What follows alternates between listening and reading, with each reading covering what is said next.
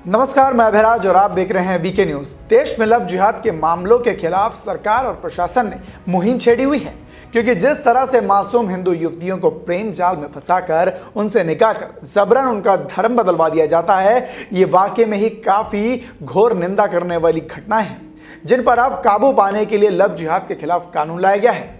ये सभी एक मुहिम के तहत, एक अभियान के तहत काफी लंबे समय से चला आ रहा था, जिस पर अब प्रतिबंध लगाया जा रहा है। लेकिन वहीं दूसरी तरफ जब लव जिहाद के कानून को लाया गया था, तब देश के तमाम कट्टरपंथियों ने और पूरी दुनिया के तमाम कट्टरपंथियों के साथ ही बहुत से मुस्लिम देशों ने इसका विरोध किया और उनका कहना था कि मोहब्बत जैसी इबादत को धर्म के तराजू में नहीं तोलना चाहिए। बिल्कुल सही कहा, लेकिन उनकी यह सोच सिर्फ तब तक है जब तक लड़का मुस्लिम हो और लड़की हिंदू या किसी और धर्म की। लेकिन वहीं जब इसका उल्टा होता है तो इन कट्टरपंथियों की सोच भी बदल जाती है और फिर ये लोग उसी मोहब्बत को हराम बताते हैं।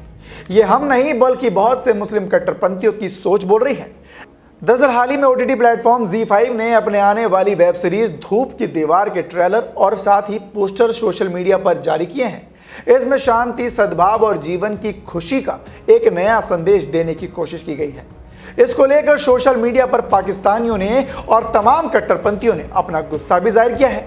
सबसे पहले आपको बता दें कि ये वेब सीरीज हसीब हसन ने निर्देश की है और साथ ही ये 25 जून को रिलीज होगी।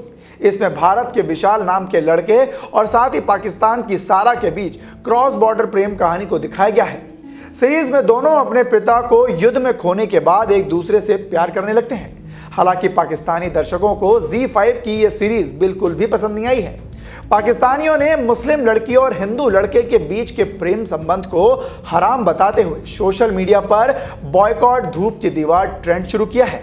तो देखा आपने, ये वही लोग हैं जिन्होंने लव जिहाद का कानून लाने की बात उठी तो इन्होंने उसका विरोध किया और साथ ही अब ये कहकर कि प्रेम में मजहब की सीमा नहीं होनी चाहिए। लेकिन आज सिर्फ एक फिल्म में जब एक हिंदू लड़के और एक मुस्लिम लड़की की प्रेम कहानी दिखाई तो इन कट्टरपंथियों के गुर्दे लाल हो गए और इन्होंने जहर उगलना शुरू कर दिया। आइए अब आपको बताते हैं कि वेब सीरीज के कंटेंट पर इन यूजर्स ने क्या कुछ बोला। सबसे पहले देखिए कि कश्मीर के राजदूत नाम के एक ट्विटर यूजर ने पाकिस्तानी के प्रधानमंत्री इमरान खान पर इस वेब सीरीज और इसके कंटेंट को कथित तौर पर बढ़ावा देने का आरोप लगाया है।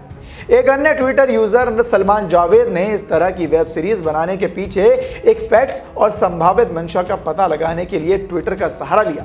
सलमान ने ट्वीट किया कि इसे पेंडोरा बॉक्स में मजेदार तथ्य है।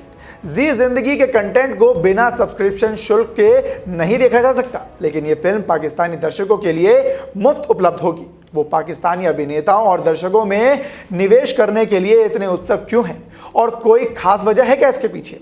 सीरीज का बहिष्कार करते हुए एक अन्य ट्विटर यूजर ने इस बात का खुलासा किया कि पाकिस्तान में एक पाकिस्तानी कलाकार के साथ शूट किया गया है, जिससे वो काफी शर्मिंदा महसूस कर रहे हैं। एक ब्लू टिक वाले यूजर ने अमन की आशा पहल का मजाक उड़ाते हुए ट्वीट किया कि अमन का तमाशा पहली बार विफल हुआ है और दूसरी बार भी विफल हो जाएगा, लेकिन ये कई लोगों के लिए जल्द से जल्द पैसा बनाने के लिए पर्याप्त समय तक चलेगा।